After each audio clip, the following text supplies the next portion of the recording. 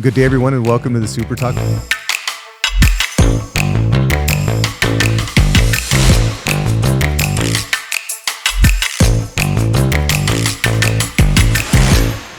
Good day, everyone, and welcome to the Super Talk. We're excited to be here today with two wonderful students. I know that theater is big in our district, and we have two rock stars here, and hope that there's kids out there and parents that want to know about our theater program and all our success, because today's show is going to be powerful. So, Damon, tell us about our guests.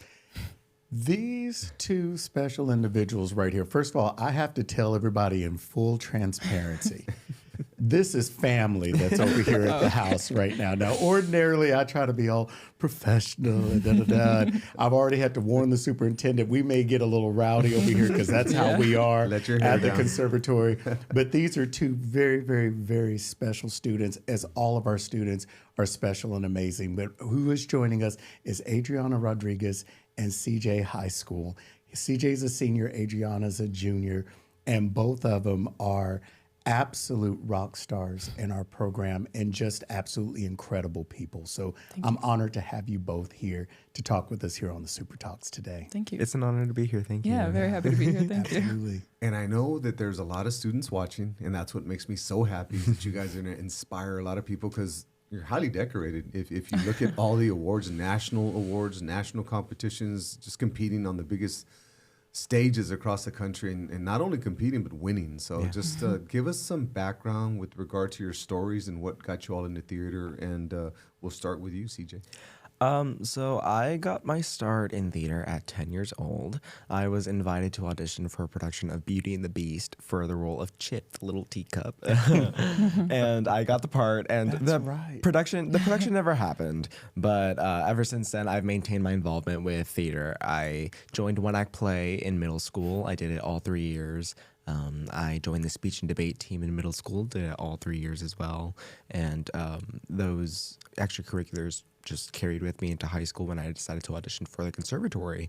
I got in and I maintained a relationship with the theater department still, joined the speech team again, joined one act play, and I've been a part of them all ever since. Well, that's exciting. Yeah. Adrianna, your story? I joined the speech and debate team my sixth grade year in middle school, and theater just kind of stemmed from there. Any chance to act, I tried to take it. So I started auditioning for plays at the community theater. I did some work over there.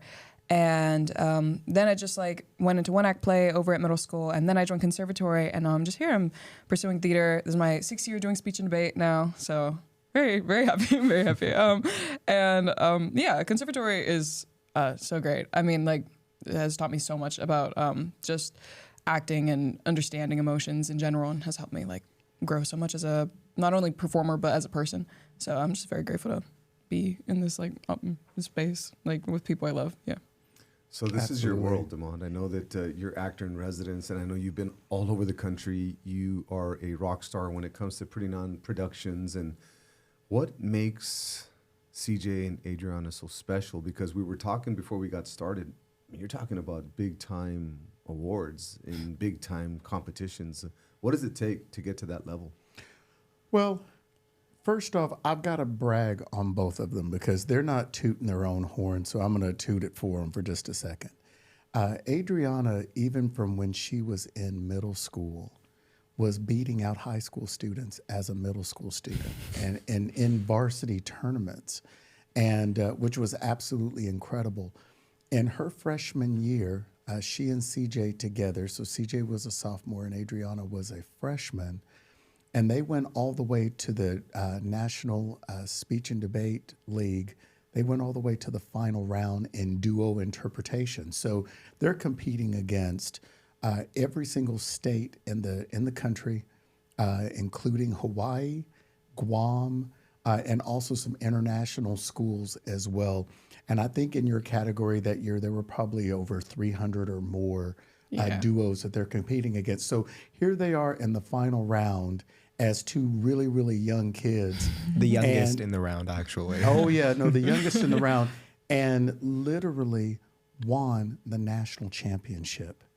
And Adrianna would become the first freshman ever and this is since 1923 that forensics has been going on. She's the first freshman ever to win the duo national championship.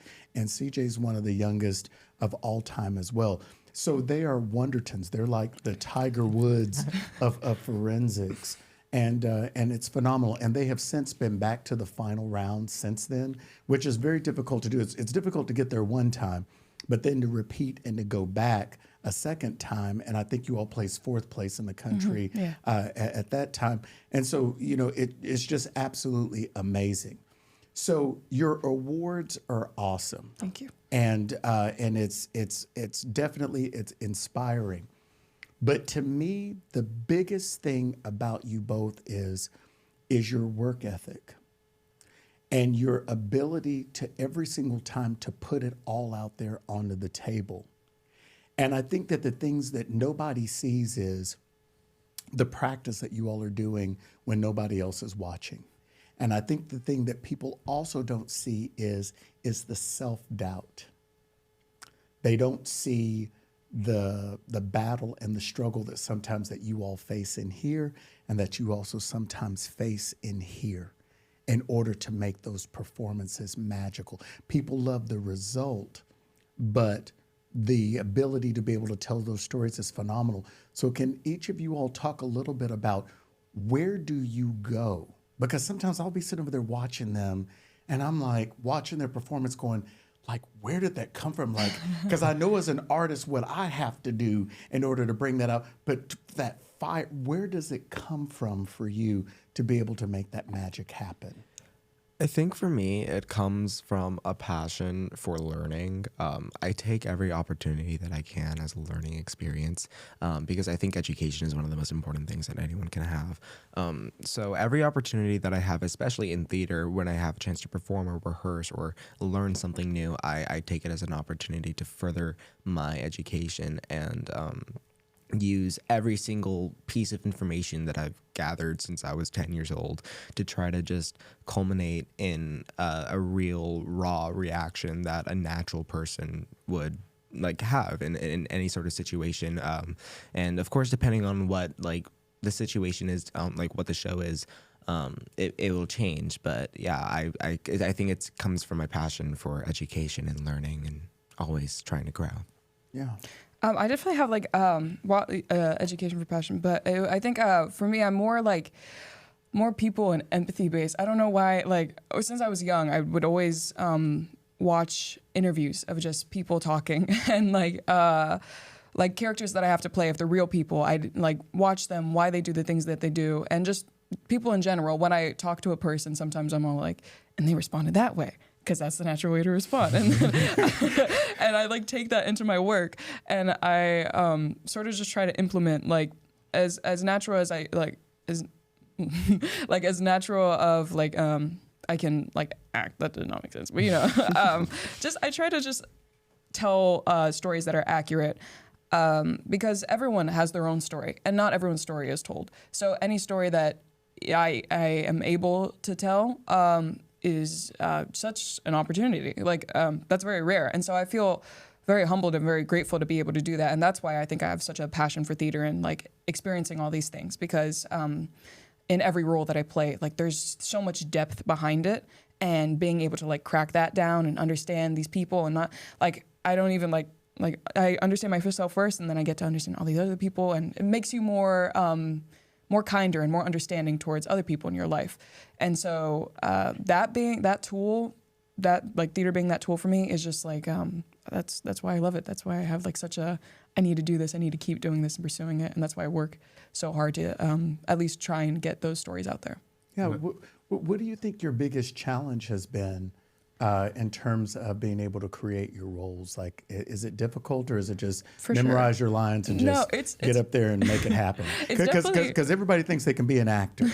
You know what I'm saying? Just like everybody thinks they can be a rapper, as we found out. That's not that you got to stay in your lane. But how do you, how difficult is that? How does it work? It gets pretty difficult. I mean, I'm a 16-year-old girl, and half of the stuff that I have to like portray is like I've never experienced that stuff before. Like in Steel Magnolias, like playing a mom like who's like in her like 40s, and then with her daughter, and having to struggle with all that. I've never been married. I've never had kids, so like having to put myself in that position to where I understand like what depth that is, and so like for example. I play this mom, I look at my mom and I use her as inspiration, and I like realize all the stuff that she does for me, and I'm like, well, yeah, it comes out of like this deep place of love. And so it makes that like a little less difficult, but it definitely does have like some hard times, like trying to understand, especially if it's like a villain. You have to understand that maybe they're not terrible people, maybe they just do terrible things. And so, because no one thinks that they're a bad person, I think. So you have to understand the good that they think in themselves. It's definitely a not a struggle, but it's definitely like a journey to understand. But yeah, as there are hardships, there are also like good times where I understand what I'm doing, and it's great. And you mentioned Steel Magnolias. That's the night we met. Yes. We were at the conservatory, and it was that real intimate setting where the stage was almost, it was just the seats wrapped around it. Yeah. The theater in the round. Yeah, that was just so awesome. And you played the mom. Yes, Malin. Yes, and you know, growing up, that was one of my favorite movies. So, Really? so to see it, I love that movie. Yeah. can you give me a line? Drink your juice, Shelby. Drink your juice, Shelby. No, it was just awesome. So I think and it's such as life, right? We all have to be able to get into character. Yeah. I think that, whether you're a dad or whether you're a superintendent, whether you're just a human being, we all have the capacity to get into character. So whether you're an actor or not, I think that there's something that you're learning with regard to being able to tap into your true self and being able to get messages out. But I think it really helps in the most important stage of all, and that's really life. So I think that, congratulations on that. But there's students out there that want to follow in your footsteps. I know that my little ones are interested in all the debate and all that you guys are doing with impromptu speaking and theater and things of that sort. But what advice do you have for the little ones that are out there watching y'all? Try it. Even if you don't like it, just try it. Because I promise you, speech and debate and theater as a whole has been one of the most impactful things in my life. It's taught me so much about myself, taught me so much about the world around me, taught me how to hold myself, how to have a conversation. The skills that I'm using in this podcast, I would not be able to do without this program. It's just such an amazing program that makes you such a well-rounded person and teaches you the fundamentals of life and understanding and being empathetic towards others, but also learning how to stand up for yourself and speak up for things that you believe in. And really, it gives us a platform to share what we want. So the biggest piece of advice that I have for young students is just to try it. Our middle school programs are absolutely amazing. So if they want to get started early, they absolutely can. But in high school, they're welcome to. Just literally try it. Cool. So I think that if you're a student out there and you're kind of on the fence, you heard CJ. Try it. You're watching this podcast for a reason. So give it a shot. And I think that you may surprise yourself. But in Harlingen CISD, we have a phenomenal tradition of excellence. And I know, speaking of excellence, we have Eddie Cavazos, our director, who's going to be stepping on here shortly just to tap into his director perspective. So we're going to be switching gears. But before we do that, anything for the world, Demand? I think that, for you, Adrianna, what would you also say to any student or whatever that's interested in doing it as well? I think a big thing, if you have an opportunity, just take it. And if you don't, make opportunities for yourself. I think that's the biggest thing a performer can do is make opportunities for yourself. Whether that be like genuinely just public speaking for a class or creating your own script and your own material and trying to produce your own thing.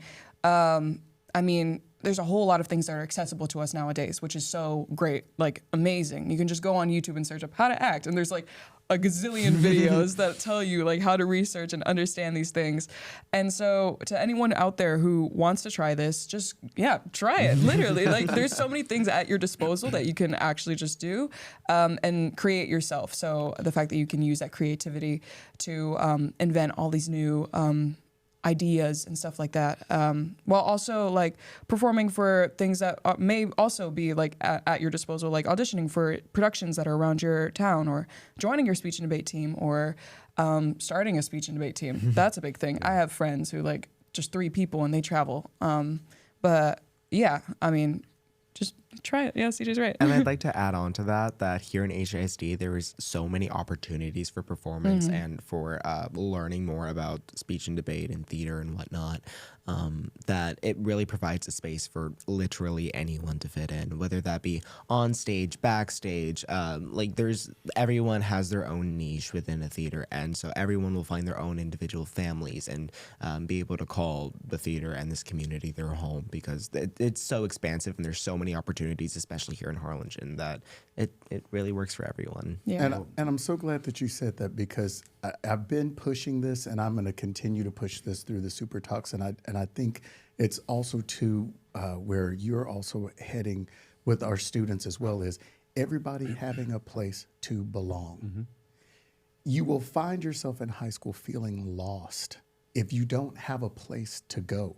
People that are like you, people that have kind of your ideas, are also people that are very different from you. Because I don't think in theater it's not like, oh, we're all the same. Here comes the actors now. We've all arrived. No, it's very different people from all different walks doing a common thing to make magic happen. And we incorporate math and English and science and history and empathy and emotional learning and self-reflection and all of the things that HCISD is.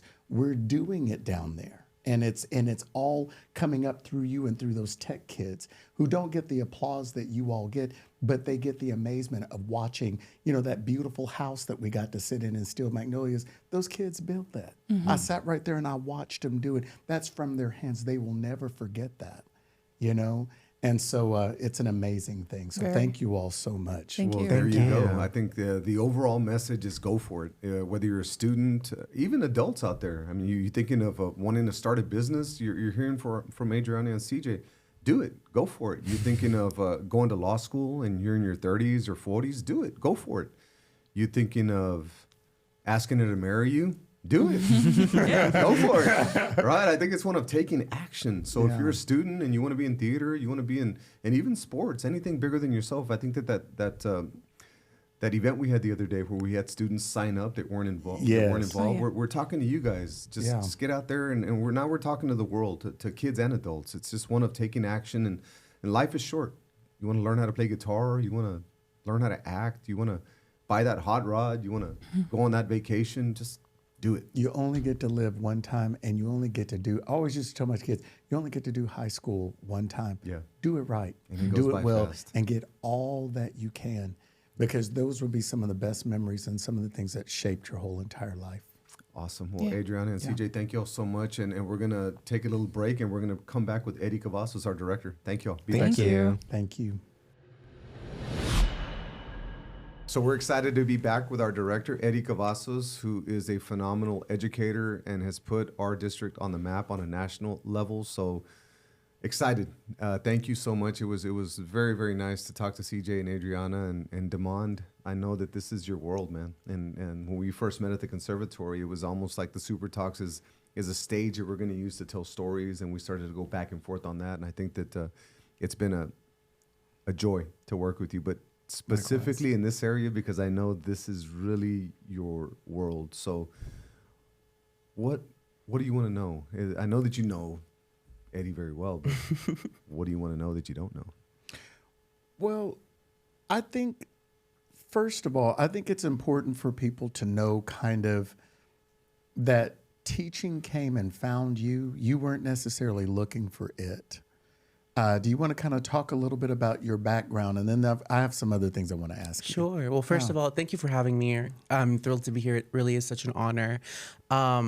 But yeah, a little bit about me. I'm a product of the Rio Grande Valley. I was born in Harlingen, was raised in Weslaco, and developed a passion for theater very early on. Araceli Navarro, funnily enough, who is currently the fine arts specialist at Lee Means and Gutierrez, was my middle school theater director. And so I was her first batch of students. And so we cultivated a relationship that has continued on into while I was in high school and beyond. And so she provided me with a space to explore theater, develop a deep passion for theater, learn more about myself. I was involved in community theater as well under the direction of Risa Morris and Shirley Atkins, who were two women in my life that also, aside from my mom, provided a space for me to be myself, to feel accepted, which is really important within those formative years, and was the foundation of my artistic drive. After graduating, I moved to Kingsville. I hold a bachelor's of music degree in vocal performance and opera from Texas A&M University in Kingsville. I went there too. It's a great place. All right, Hoggies, let's go. Oh, you went there too, right? Amazing. I love it. That's Marcy over there. She was a cheerleader. I love it. Yeah, so I was there. Beauty queen. I was in choir. Oh, choir. I was in choir. Jay's up, let's go. But yeah, so I did vocal performance there. I was in choir. I was a part of the drill team. I kind of did it all. Okay. And then I moved to the East Coast. I pursued an MFA in musical theater from the Boston Conservatory. And then I spent 6 years living in New York City, working professionally as an actor. I joined the Professional Actors Union and was hitting the pavement hard, kind of living that actor life, which can be fleeting at times. And then with the pandemic, as we all experienced, lots of change. I was a part of that change as well. An opportunity presented itself for me to relocate back to the Valley, which at the time, full transparency, was terrifying.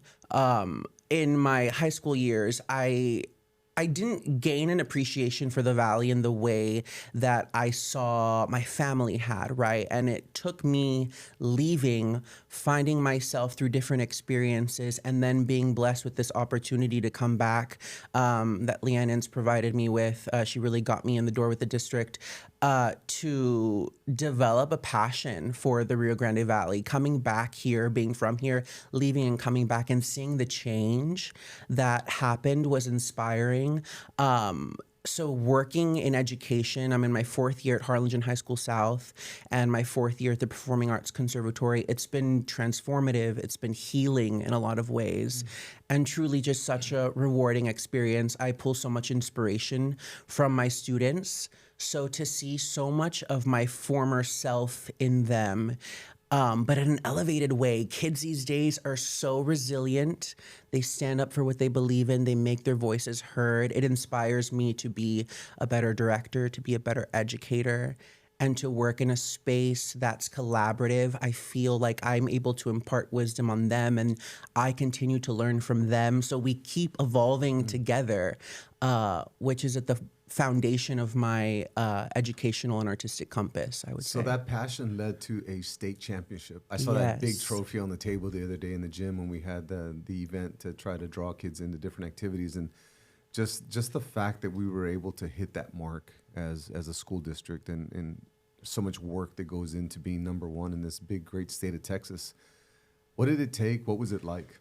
You know, it took a lot of work. Mr. Wilson knows. Mr. Wilson is one of my greatest mentors, so I have to shout him out just because you've played such an integral role in my development as an artist and as a director.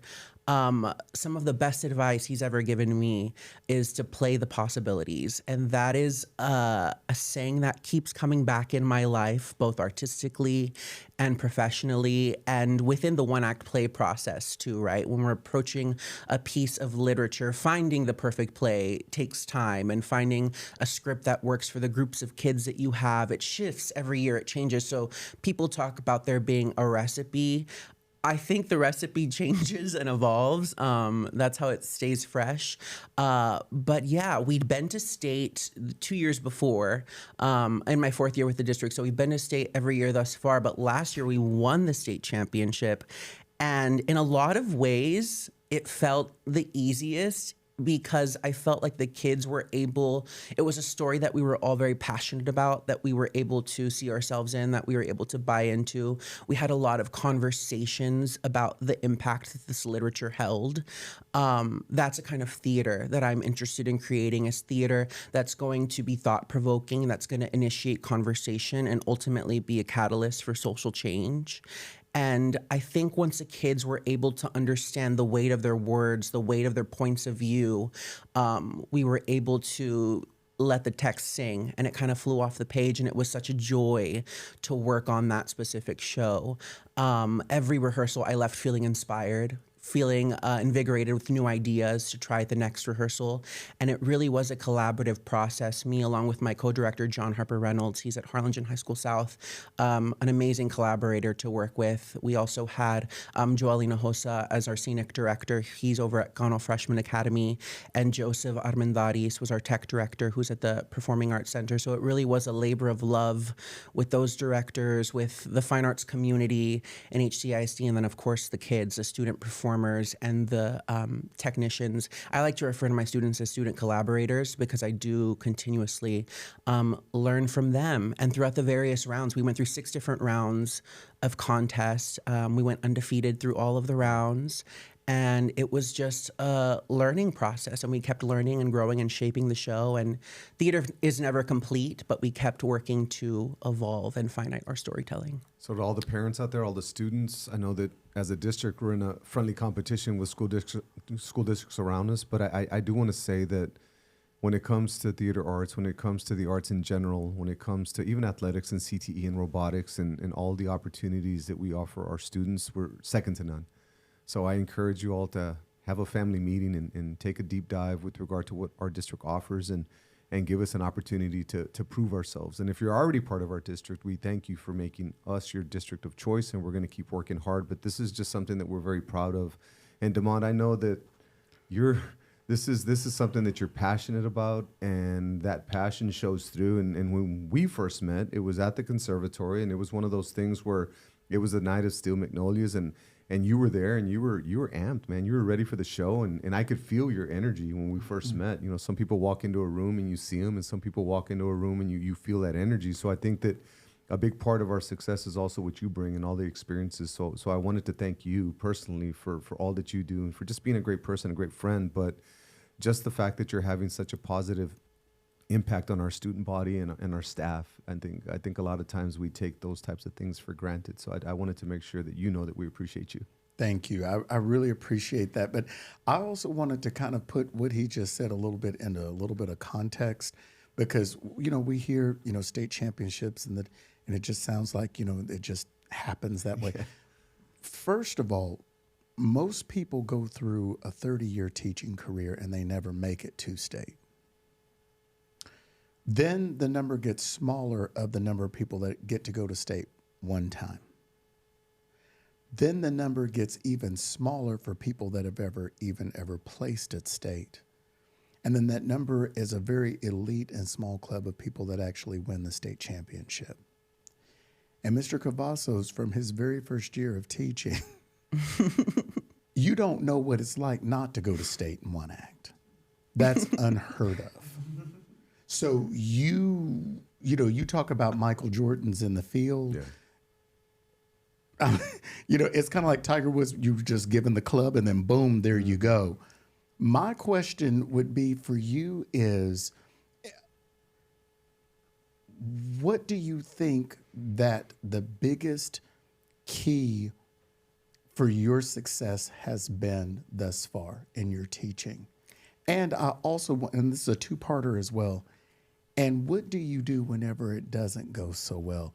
Because it doesn't always.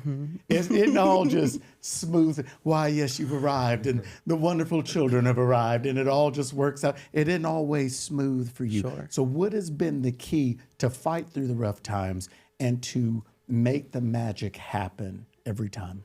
Sure. So I would say key to success, right? There's kind of a two-part recipe in that regard for me. My first year here, especially within that first semester, I sat back and I watched. I feel like Leanne Ince has done a fantastic job of continuing the tradition of excellence that is speech and debate and theater arts in HCISD, right? she has. The people that she's brought in, the people the team that she's crafted, they're all brilliant in their own regard, right? Chris Esparza, Julia Bender over at HHS, the team of amazing middle school theater directors across the board, Mr. Wilson. I've learned so much from all of these incredible individuals. And so taking bits and pieces of their recipes, taking what works for me, adapting it was really, really helpful in cultivating a point of view as a director, as an educator. But then personally, coming back to the Rio Grande Valley after spending so much time away, not really knowing what I was getting myself into outside of teaching, right? I promised myself that I was going to stay true to the person that I'd become, that I would not allow myself to become small and not allow myself to be silenced. I learned from my time away that my point of view, the lens at which I see the world, that I've experienced the world, it's underrepresented, but that doesn't mean that it's less important. So standing firm in my experiences, bringing that into my work and empowering my students with that same knowledge, that their experiences, who they are, even though sometimes it can seem small and mundane to them, is still so powerful. It's a key for others to learn or to empathize with or to develop a deeper understanding of themselves. And I think standing firm in that and finding ways to justify that within the production that we're doing, the work that we're doing, is a very, very powerful tool. So that's been at the foundation of what you could call my key for success, right? The conversation never stops. It evolves and it continues, but it never stops. And then when things don't go according to plan, Mr. Wilson knows. He's gotten lots of phone calls from me in terms of, what do I do? What's going Midnight, on? 1 o'clock, Yes. 2. So he's a mentor, a friend, emotional support pal, all of the above. Emotional support animal. Just say it. Hey, for me too. Yeah, so I you feel get it. You get it. Yeah. And one of the biggest things that Mr. Wilson has also imparted on me some wisdom is the idea of controlling what you can control, right? It's a matter of how you can't control what's happening outside of you, but you can control how you respond and how you react, and to live in the moment and enjoy the moment. And sometimes the moment isn't always the sweetest moment, right? But I am abundantly blessed and grateful for the people that I have in my life. It's wild to think, for someone who never imagined themselves in education, there are so many people in my life that I could not imagine not being in my life. And had I not come here, they wouldn't have been. So finding gratitude in that, even when things are going crazy, but then getting back to what I know and controlling what I can control, which is my response. Kids are resilient, but they also look to their mentors. They look to their teachers for how they're going to respond in times that are not the best, right? So leading by example in that way, and putting your best foot forward. My mom always says you got to put one foot in front of the other. At the end of the day, the sun's still going to set and the sun's still going to rise. So you got to keep putting one foot in front of the other and just keep doing you. That's what I've been doing. That is awesome, and your mom must be very proud of you. I think that seeing all your success, and I know my mom is a big fan of the SuperTalks, and Damon is somebody that she loves to watch. So hi, Mom. I know that she's going to be watching. She's going to be watching this one. But before we go, just one, because I was thinking back to my time, and maybe there's a kid out there that's kind of feeling like I was feeling. I was involved in Future Farmers of America, and FFA, and I raised hogs and showed them hogs. I was in football, I was in basketball, I was in track. But a part of me always, in the back of my mind, was always interested in theater. I just didn't feel like I belonged. I didn't feel like I knew enough about it. I didn't feel, I don't know, there was just something that held me back. And I'm wondering if there's a kid out there that's feeling the same way right now, that really interested and maybe doesn't feel like they belong, but they really want to try. And I don't want them to have that regret of saying, man, I wonder what it would have been like. So what advice do you have for that kid? Sure. So in terms of those feelings of feeling like you don't belong, right? Like you don't have a place, I think going to the theater, finding that community, you're going to find that a lot of people in theater also feel that way.